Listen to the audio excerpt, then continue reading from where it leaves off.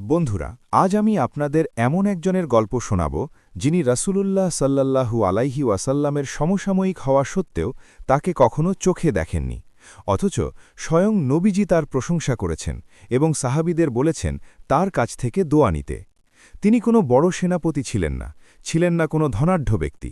তিনি ছিলেন ইয়েমেনের এক সাধারণ মানুষ, ওয়াইস আল কর্নি। তার এই গল্পটি আমাদের শেখাবে যে দুনিয়াতে নিভৃতে থেকেও কিভাবে আসমানের ফেরেশতাদের কাছে জনপ্রিয় হওয়া যায়। আজ থেকে প্রায় ১৪০০ বছর আগের কথা।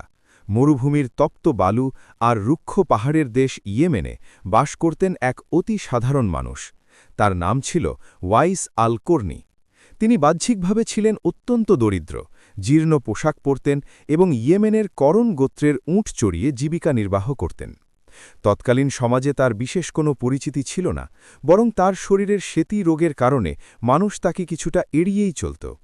কিন্তু এই সাধারণ মানুষটির ভেতরে লুকিয়েছিল এমন এক বিশাল হৃদয়, যার খবর পৃথিবীর মানুষ না জানলেও আসমানের ফেরেশতারা জানতেন। ওয়াইস আল কর্নি ছিলেন রাসূলুল্লাহ সাল্লাল্লাহু আলাইহি ওয়াসাল্লামের সমসাময়িক। তার অন্তরে নবীজির প্রতি ছিল অগাধ ভালোবাসা। প্রতিদিন তিনি যখন উট চড়াতেন তখন তার মনে কেবল একটাই চিন্তা ঘুরপাক খেত, কবে তিনি মদিনায় যাবেন, কবে তিনি তার প্রিয় নবীজির নুরানি মুখচ্ছবি নিজের চোখে দেখবেন।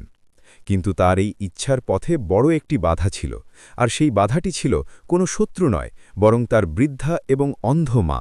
ওয়াইসের মা ছিলেন পুরোপুরি তার উপর নির্ভরশীল। মাকে একা ফেলে রেখে দীর্ঘদিনের সফরে মদিনা যাওয়ার মতো সাহস বা সামর্থ্য কোনোটিই ওয়াইসের ছিল না। তিনি জানতেন তার অনুপস্থিতিতে বৃদ্ধা মায়ের সেবা করার মতো আর কেউ নেই। মায়ের প্রতি এই অকৃত্রিম সেবা আর দায়িত্ববোধই ছিল ওয়াইস আল কর্নির জীবনের মূল ইবাদত। তিনি সারাদিন উট চড়িয়ে যা আয় করতেন তার সামান্য অংশ নিজের জন্য রেখে বাকিটা মায়ের জন্য খরচ করতেন এবং দান করে দিতেন। রাতের পর রাত তিনি জেগে থাকতেন মায়ের শিয়রে বসে। একদিন তার মা তার ব্যাকুলতা দেখে বললেন, বাবা ওয়াইস, আমি জানি তোমার মন মদিনার জন্য কাঁদছে। তুমি যাও, রসূলুল্লাহর সাথে দেখা করে এসো।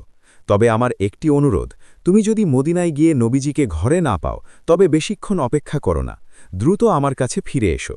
মায়ের অনুমতি পেয়ে ওয়াইস আত্মহারা হয়ে গেলেন। তিনি ইয়েমেন থেকে মদিনার দীর্ঘ পথ পাড়ি দিলেন।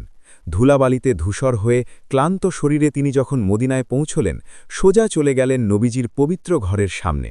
কিন্তু সেখানে গিয়ে তার আকাশ ভেঙে পড়ল। তিনি জানতে পারলেন রাসূলুল্লাহ সাল্লাল্লাহু আলাইহি ওয়াসাল্লাম তখন মদিনায় নেই, তিনি কোনো এক প্রয়োজনে মদিনার বাইরে গিয়েছেন। ওয়াইস আল কর্নি এক চরম দোটানায় পড়ে গেলেন। একদিকে তার প্রাণের চেয়েও প্রিয় নবীজিকে দেখার প্রবল আকাঙ্ক্ষা, অন্যদিকে বাড়িতে অসুস্থ মায়ের কাছে দ্রুত ফিরে যাওয়ার প্রতিশ্রুতি। তিনি ভাবলেন, যদি আমি এখানে কয়েকদিন অপেক্ষা করি তবে হয়তো নবীজির দেখা পাব। কিন্তু পরক্ষণেই তার মনে পড়ল মায়ের ম্লান মুখ আর সেই আদেশের কথা। মায়ের মনে কষ্ট দিয়ে বা তার সাথে করা অঙ্গীকার ভঙ্গ করে নবীজির সান্নিধ্য লাভ করা কি সম্ভব? ওয়াইস আল কর্নি এক কঠিন সিদ্ধান্ত নিলেন। তিনি নবীজিকে না দেখেই চোখের পানি মুছতে মুছতে আবার ইয়েমেনের পথে রওনা হলেন। তিনি নবীজির সাহাবী হতে পারলেন না, কিন্তু হয়ে রইলেন ইতিহাসের শ্রেষ্ঠ তাবী। রসূলুল্লাহ সাল্লাল্লাহু আলাইহি ওয়াসাল্লাম যখন মদিনায় ফিরলেন, তিনি ঘরে ঢুকেই এক বিশেষ গ্রাণ পেলেন। তিনি জিজ্ঞাসা করলেন, হে আয়েশা, আমার অনুপস্থিতিতে কি এখানে কোনো মহান ব্যক্তি এসেছিলেন? আমি এক জান্নাতি সুবাস পাচ্ছি। মা আয়েশা রাদিয়াল্লাহু আনহা তখন ইয়েমেন থেকে আসা সেই রাখাল ওয়াইসের কথা বর্ণনা করলেন। নবীজি মুচকি হাসলেন এবং সাহামীদের উদ্দেশ্যে বললেন, আমার উম্মতের মধ্যে এমন এক ব্যক্তি আছে যে কিয়ামতের দিন অনেক মানুষের জন্য সুপারিশ করবে। সে তার মায়ের এতটাই অনুগত যে সে যদি আল্লাহর নামে কোনো শপথ করে তবে আল্লাহ তা অবশ্যই পূরণ করেন। নবীজি তার প্রধান দুই সাহাবী হজরত ওমর এবং হজরত আলী রাদিয়াল্লাহু আনহুকে লক্ষ্য করে বললেন, তোমাদের জীবদ্দশায় যদি কখনো ইয়েমেনের ওয়াইসের সাথে দেখা হয় তবে তোমরা তার কাছে দোয়া চেও এবং তাকে বলো যেন তিনি তোমাদের মাগফিরাতের জন্য আল্লাহর কাছে প্রার্থনা করেন। সাহাবীরা অবাক হলেন, কারণ ওমর এবং আলী রাদিয়াল্লাহু আনহু ছিলেন জান্নাতের সুসংবাদ পাওয়া শ্রেষ্ঠ মানুষ, অথচ নবীজি তাদের বলছেন একজন সাধারণ রাখালের কাছে দোয়া চাইতে।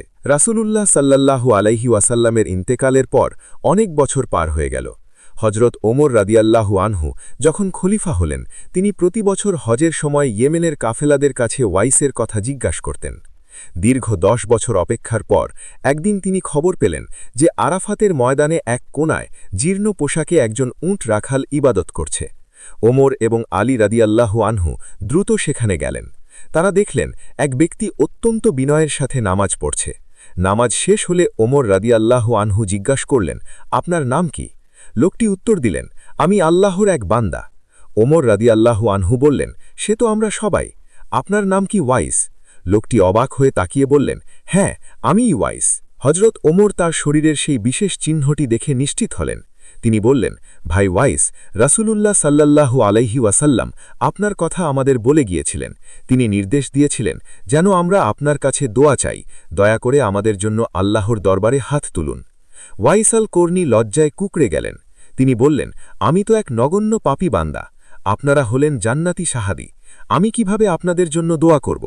কিন্তু খলিফার পীড়াপিড়িতে তিনি শেষ পর্যন্ত অশ্রুসিক্ত নয়নে দোয়া করলেন। এই হলেন ওয়াইস আল কর্নি, যিনি দুনিয়ার মানুষের কাছে ছিলেন অবহেলিত এক রাখাল, কিন্তু আরশের অধিপতির কাছে ছিলেন অতি প্রিয় এক বান্দা। তার এই উচ্চ মর্যাদার মূল কারণ ছিল দুটি।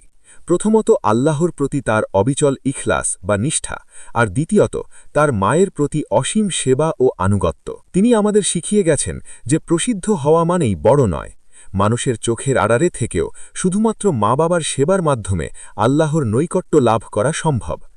আজকের এই ব্যস্ত সময়ে আমরা হয়তো বড় বড় ইবাদতের পেছনে ছুটি, কিন্তু আমাদের ঘরে থাকা বৃদ্ধ মা বাবার দিকে তাকানোর সময় পাই না। ওয়াইস আল কর্নির জীবন আমাদের চোখে আঙুল দিয়ে দেখিয়ে দেয় যে জান্নাতের চাবি আসলে আমাদের ঘরের কোণায়, আমাদের মা বাবার পায়ের নিচেই লুকিয়ে আছে। যদি আমরা তাদের সন্তুষ্ট করতে পারি, তবেই আমাদের জীবন ধন্য হবে। আল্লাহ আমাদের সবাইকে মা বাবার সেবা করার এবং ওয়াইস আল কর্নির মতো নিষ্ঠাবান হওয়ার তৌফিক দান করুন। আমিন।